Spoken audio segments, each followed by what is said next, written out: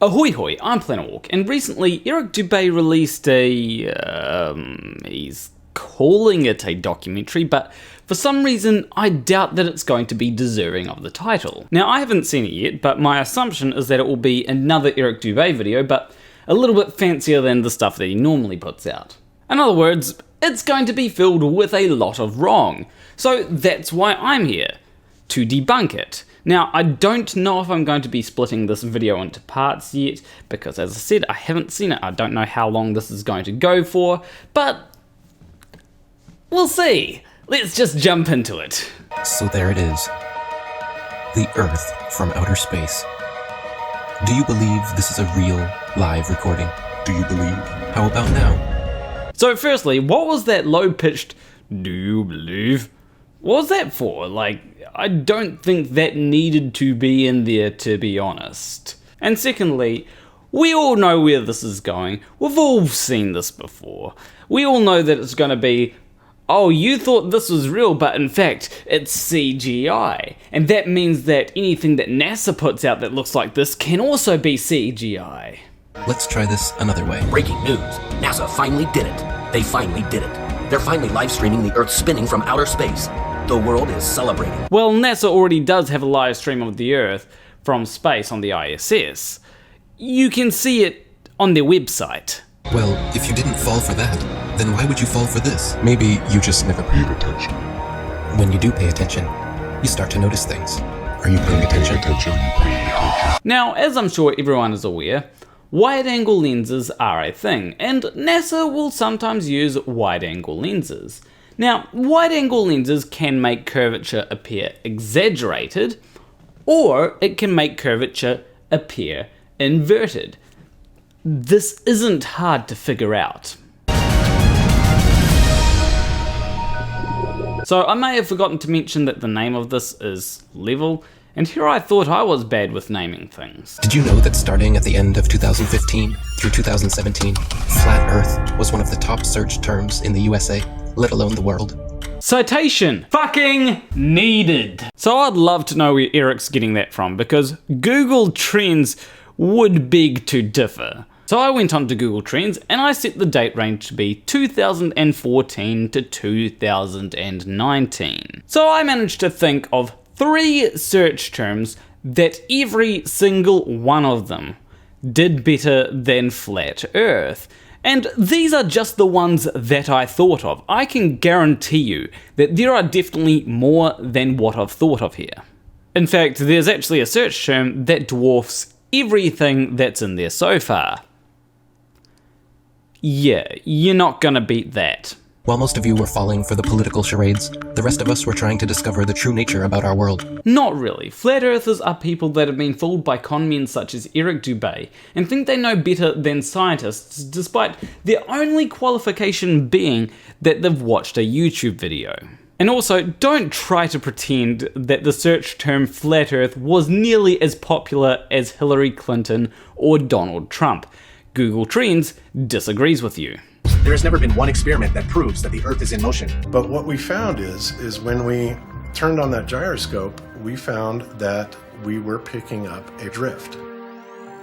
A 15-degree-per-hour drift. Thanks, Bob. When you try to find the curvature of the Earth, it's nowhere to be found. Unless you're looking at footage from GoPro cameras that have fisheye lenses, Hollywood movies, or NASA propaganda. This is a recording from a high-altitude balloon that was sent up by a flat earther. You were saying?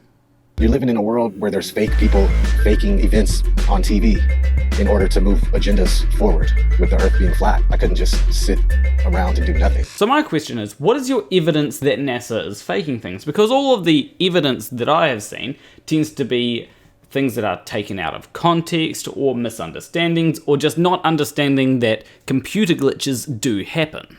There was videos everywhere. There was videos of people doing science, putting balloons up with a camera that doesn't have a fisheye lens on it, like a GoPro lens, a wide-angle lens. And they were using these cameras that didn't have those.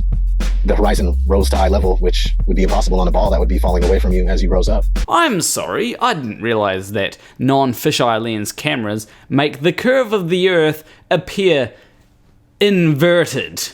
Do I need to bust out Mr. Sensible's Mage experiment? An experiment which showed that the Earth does indeed have a curve to it. There's people putting out top 10 NASA hoax videos, debunking the moon landing, picking apart NASA just left and right. It was awesome. Awesome time for YouTube. So one of the examples given there was one that I recognize quite well, and it's the Challenger disaster example, which quite frankly is a very disrespectful example to give. The way that the Challenger disaster conspiracy goes is that no one actually died on the Challenger disaster and that they're all alive today. When in fact, the reality is that they've just found people with the same names. He also said about people having debunked the moon landing, again with no evidence, and quite often when I hear people try to debunk the moon landing, everything that they bring up can be very easily explained. Even Google mentioned it during their commercial. Do you remember this? Why would Google be promoting this? As a joke? As a joke? No. We know why. So context is very important. They took that statement and changed to the period at the end of that statement and turned it into a question mark. The idea is when you change "the Earth is flat" into "the Earth is flat," it changes the entire meaning of that sentence. And of course in 2017, Flat Earth was a bit of a meme, so they decided, okay, let's capitalize on this meme. They were panicking. Panicking because the platform they purchased 10 years ago was collapsing with truth. The powers that be would not allow that. If they were really panicking, they would have gotten rid of Flat Earthers a long time ago, before Flat Earth even had a chance to take off. I want to know how you're dealing with all these conspiracy theorists on your platform. So the first way is by demoting low-quality content and promoting more authoritative content, and the second is by providing more transparency for users. So we're introducing boxes that provide factual information at the top of results that have shown themselves to turn up a lot of information that is counterfactual, such as searching for "the Earth is flat" on YouTube, where you see a lot of... Your response is to put a box saying, nope, the Earth is not flat. Correct. Okay. So instead of deleting all of the millions of videos we have made, they simply decided to bring in their puppets to reiterate the agenda at stake. So there's a couple of reasons why they did that. The first was to keep you on YouTube, because like it or not, you were making ad revenue for YouTube. And the second reason is a lot of conspiracy theory videos only show one side of the story. The video is designed to lead the viewer towards a certain conclusion. So the idea with putting information boxes under the video is so that if someone clicks on a video with misinformation, they're at least provided with the real information by the information box. Now they are talking about it. They want you to search for it, because they already changed their algorithm to be set up in their favor. So when it comes to the videos that appear when you search Flat Earth, there's a reason why those videos come up, and it has nothing to do with YouTube changing their algorithm. The reason is because Flat Earthers have this delusion of grandeur. They think that when they make a video about Flat Earth, that their video should be the one coming up. But that's not how the algorithm works at all. So the algorithm selects videos based on a couple of factors. The first being watch time. If it has a lot of watch time, then it's more likely to be at the top of the list. The second is how recent is that video, because if a video has 2 million views that's only a month old, and there's a video that has 3 million views that is 4 years old, then the one that is a month old is going to be recommended more than the one that's 4 years old. The third factor is, are you bringing traffic to YouTube? Because it's not just simply enough that you've posted a video that gets a lot of views recently. If that video is being shared to other sites, let's say Reddit, Twitter, Facebook, then YouTube is more likely to promote your video because it's more shareable. So essentially what I'm saying is that everyone watching this video right now, you should go ahead and share it. None of this tells you our side of the story. These are all videos they put together, so you can watch and learn nothing. Nothing that any of us would show you. Well, have you ever considered that maybe people don't really care about what Flat Earthers have to say and would just rather laugh at them? Like here, have you ever seen a time lapse of the sun? Does it look like the Earth is rotating backwards and the sun is still? Or does it look like our sun is simply moving across our sky, traveling away from your perspective? Again, but with some inversion. You can clearly see the sun, not only decreasing its size, but heading towards its next destination with a slight turn before it disappears from your line of sight. Okay, do that again, but this time use a solar filter. I can guarantee you that you'll see much less change in the angular size when you're using a solar filter. While Google would make sure when you type in flat Earth that nothing like this would ever pop up. Many agree, The science regarding our sun is far from settled. But the people saying that are not scientists. If scientists were saying, look, the science about our sun is far from settled, then you might have something you can stand on. But scientists just don't say that.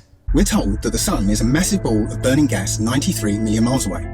But if that were true, then all the light that arrives here would be parallel, because it's so far away. And that is true, but let me guess, Dave Murphy is going to quote crepuscular rays as evidence that the sun is really close, which, by the way, is a really bad evidence. And it has to be parallel, because one of the most often cited supposed globe proofs is Eratosthenes' experiment between Alexandria and Syene, by which he calculated the size of the Earth. Now, just by itself, this is not good evidence that Earth is a globe. However, there are other things that have been done using the same concepts which do show Earth to be a globe. For example, Slice Barkane and some other people, what they did is they measured the angle of sunlight coming into their location at many different places. If the Earth were flat, then all the angles of sunlight should point to a particular place in the sky that is the sun. However, that wasn't the result. When you mapped it to a sphere, then the sunlight was parallel. For that calculation to be accurate, the light must come down parallel. The only problem is that that's not what we see. If you go out on a sunny day with broken cloud, what you'll see is that light comes down at angles, diverging angles. And that means that we can follow those light rays back to the source and triangulate the sun's height above the Earth. Oh no. I got excited there because there was an image that I'd taken recently that I wanted to use. However, they used an image that's pretty similar to the image that I took that proves my point. How are they this can't be real. The person that made this has to be trolling at this point. So this is an image that I took recently as I was walking through a park. And if we trace the crepuscular rays back to their origin, then we can see that the sun is just behind the trees. Now, if the sun is just behind the trees, and people in America at the same time, they could see the sun, then shouldn't the world just be on fucking fire? But anyway, the image that I can't believe they used is this one here. Like, how does someone look at that and go, yes, that's good evidence that the sun is just behind those trees, meaning that we should all be burning to death? But we can also perform physical experiments that prove that these crepuscular rays, as they're called, can only be recreated with a light source that is small and close. It doesn't take a genius to understand that the further the light source goes up, the more the sun rays would spread out and become parallel. So there's a reason why this is the worst evidence that flat earthers can ever try and bring up, because for this to work in the way that flat earthers say it would work, the sun would have to be just above the clouds. And it's not. I have checked.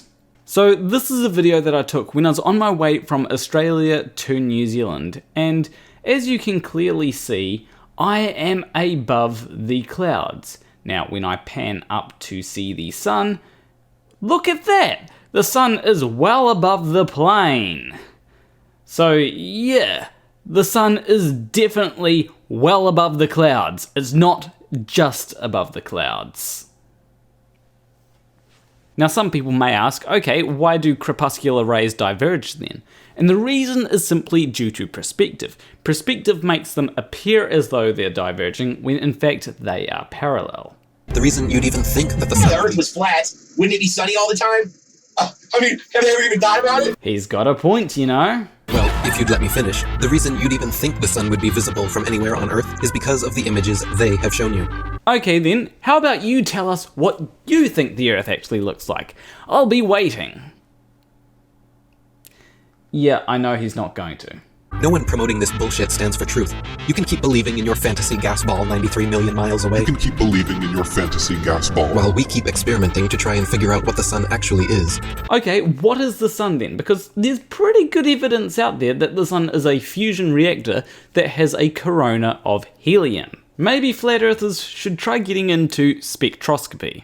With a local hotspot, it should be easy to comprehend that the sun is small and close to you. How small and how close should it be? These are questions that you should be trying to get answers to rather than saying, oh yeah, this is a thing, but I can't tell you any specifics about it. Eric Dubay is actually making quite a few claims with very little evidence and explanation, which is pretty bad form in my opinion. To put that in perspective, imagine a table 2 meters wide in a completely dark room, and you're holding a small but very bright light bulb, 3.4 millimeters across, and you were holding it about 31 centimeters above the table. What you'd see is a circular pool of light directly on the table, beneath the light bulb. But on the other side of the table, it would be in darkness. Now, it seems to our mind that if you were on the other side of the table, you would see the light because it's, above the table. But that's not true, because on that part of the table, it's in darkness, meaning that the light isn't physically reaching that part of the tabletop. Okay, so you're wrong. You literally showed light reaching the camera when it was in the dark area of the table. Light from that light bulb that you were showing was reaching the camera, meaning that you should see the light. How do you not get this? You literally showed it. Are we sure this isn't satire? Because the lack of self-awareness in this documentary is completely mind-boggling. Either that, or maybe the editor was just lazy and wanted the paycheck and didn't care whether there were contradictions in the visuals and what was being said. That is a possibility. Your senses are correct. Okay, good to know that my senses are correct. Earth is a globe, let's move on. We're also told that the sun sets because as the Earth rotates us away from the sun, it's actually obscured by the physical curvature of the Earth. That's not what we see. Again, you're wrong. If that were true, how do you explain this? This is a video that clearly shows that the sun is setting behind something, and that something is most likely the curve of the Earth. What we see is a local sun that is taking its local light with it. What happened to the horizon glowing across half of the world? Most sunsets are already fading through pollution, dander, chemtrails, and fog. Fading through chemtrails and fog. They really did have to just shoehorn chemtrails in there somewhere, didn't they? Now, as for why doesn't the sunset look the same in both of the shots, it's really as simple as you're seeing the sunset from a different perspective. It's that simple. Plus, refraction will always make the sun seem like it's going down, as well as your perspective. Okay, you brought up a point of refraction. How does refraction make something appear lower than what it is? Explain the mechanism behind something so that your viewers might actually learn something rather than saying, oh yeah, refraction. Although I can understand why you might not want to do that, because refraction should bend the light downwards, seeing as the denser air is closer to the ground, meaning that the sun should appear higher than what it is, not lower. It would appear to sink down in your field of view. That's perspective. The further away you get from it, the lower it will appear. Yeah, but let's not forget that perspective doesn't say that something should go over the horizon. That's something that flat earthers have made up. It doesn't physically change its height, it just appears that way to your eyes, until eventually it will disappear behind the horizon formed by your eye's vanishing point. Your eye has an angular resolution of 0.2 degrees, and anything at that height will disappear beyond the limit of your sight. Okay, if that is true, then why is the sun disappearing over the horizon? Because the bottom half of the sun should have the same angular size as the top half of the sun. And secondly, the resolution of the human eye is actually 0.02 degrees, which is going to be important for the point that I'm about to make. Now, the sun has an angular size of 0.5 degrees, which does not change throughout the day. Now, let's assume that when the sun is setting, it is 0.5 degrees, and when it's midnight, it's double the distance away from you. Now, the sun should still only have an angular size of 0.25 degrees, which the human eye would be able to see. And not to mention that if the sun was 1,000 kilometers above the surface of the Earth, then the sun should almost always be 7 degrees above the horizon, which you'd certainly be able to tell if it was. Many times we can see time-lapse footage of the sun that shows it getting smaller as it moves away from us. That is glare. Get a solar filter and then do that again. Now, that's not always the case, since the sun is travelling around the North Pole. The closer you are to the north, the less you'll see the size change. Okay, that's something that can be tested. So show it. Get a solar filter and go to different lines of latitude and take images of the sun throughout the day and show that its angular size changes depending on your latitude. But from locations beyond the equator, you'll absolutely see the sun's size change. And that could never ever happen if the sun was 93 million miles away. Well, glare is most certainly a thing that can make a light source appear much larger than what it actually is. You need to account for that. Our eyes cannot see farther than what they were designed to see, but that is no reason to keep them closed. And how far were our eyes designed to see, exactly? Or are you just not going to tell us like you've been doing this whole time? There's also an effect that occurs under certain conditions called atmospheric lensing, where the sheer amount of atmosphere, as well as the rain between you and the sun, acts like a lens and a prism, magnifying it greatly, which leads to another observational proof that the sun's setting is an optical effect. But didn't you just say that it only happens under certain conditions? If that's the case, then why does it happen all the time? At such times, when the sun is setting over the sea, and it seems as though it's half hidden by the horizon, then you can zoom in with a high-powered zoom camera and see that it's actually still above the horizon. Okay, this is due to a really simple thing called exposure. The higher the exposure in your camera, the more light your camera absorbs, and thus the brighter the image is. But the lower the exposure is, then the less light the camera absorbs, and thus your image is darker, like right now. Now the light from this phone, it does look like it's being cut off a little bit by my pop filter, but when I turn the exposure down, you can see that clearly it's not being cut off by the pop filter. And you'll notice that as they zoom up on the sun, the glare of the sun is reduced, which is exactly what you'd expect to see if the exposure was reduced. Pay attention to the sun rays here. This alone proves our local sun, and so do these shadows. Okay, so I'm not sure what he was talking about in that first part, but the plane image, now that's a rather interesting image. What I think is going on there is that the plane is casting a shadow on the clouds. Now these clouds are closer to the person taking the photo than the plane is, therefore the shadow of the plane on the clouds appears larger than the plane. Simple. So what about the moon? We all witness the moon only illuminating the local clouds around it.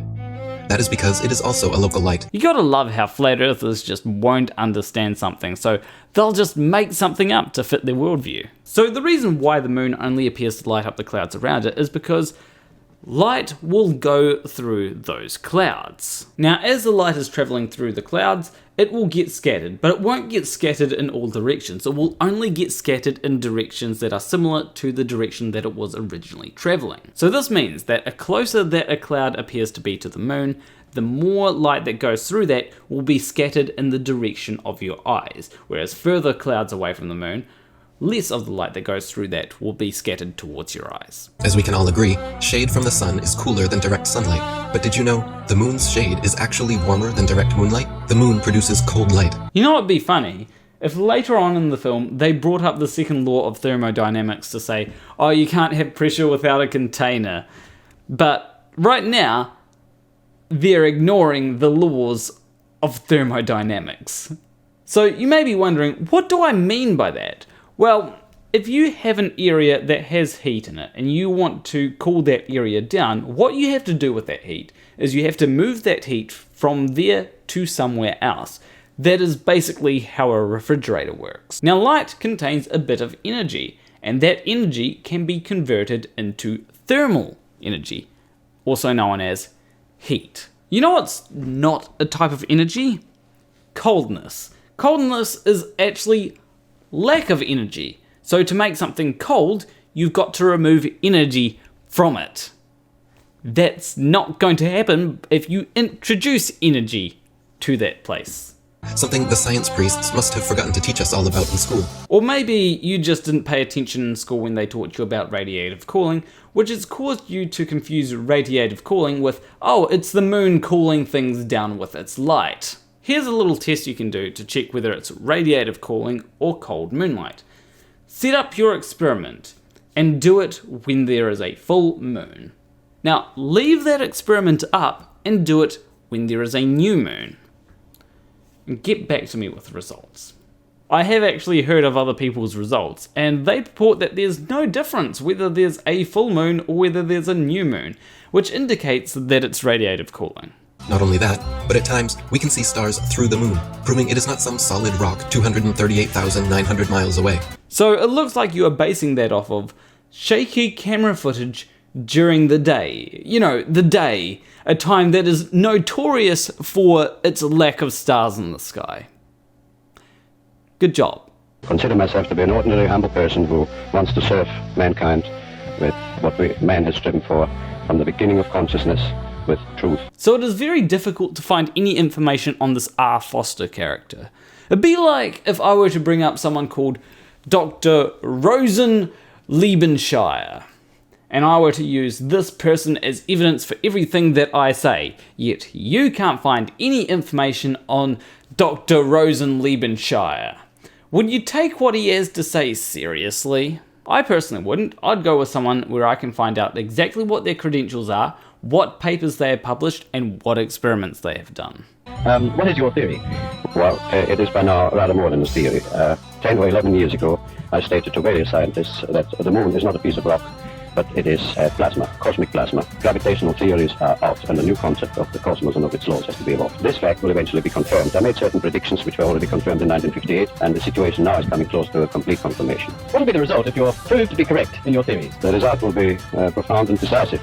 Because if the moon is a plasma, no man will ever land on it. And the Americans and Russians are thinking of landing men on it. Well, that will never happen. So I must have missed the part where he provided evidence that the moon was plasma, because to me that sounded like a whole lot of conjecture without any evidence. And personally, I don't think that it's a good idea to cherry pick this one particular person that is supposedly a scientist, even though I can't find any information on them apart from this particular interview, and say that, yep, they're absolutely right, even though they didn't provide any evidence or publish any papers on the matter.